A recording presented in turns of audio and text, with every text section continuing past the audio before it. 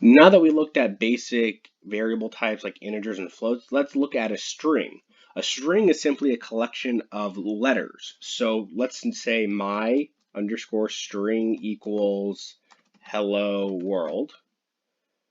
Run it, we're not going to do anything, but it's going to save the value hello world in my string.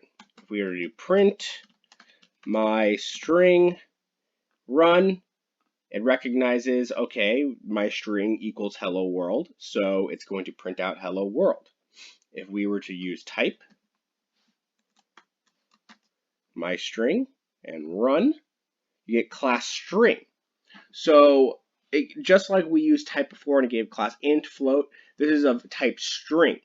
So, and the way Python recognizes it is just a collection of letters, and you define it using quotes. You can use either double quotes or single quotes in Python. They mean the same thing, and it'll still be of type string. So let's do something really simple and combine two strings. This is a very common thing that you'll use in Python. So let's use exclamation. Did I spell that right? I wasn't too good at English. Equals that, an exclamation point, and we're going to print my string plus exclamation. All right, what do you think is going to happen here?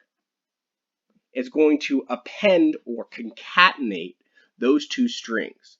So my string plus exclamation is going to concatenate the value my string plus an exclamation point, so it'll put it right next to each other, hello world. This is a very common way to combine two strings or multiple strings. If you had another one, you could just do plus again. There's a lot of different things you could do, a lot of built-in Python functions that you could look into. Strings are, very, very widely used, obviously. And notice that when we defined these two strings, one of them used single quotes, the other one used double quotes. And when you concatenate them, there's no issues because Python views those as the same way. That's it for strings, and let's go to the next video.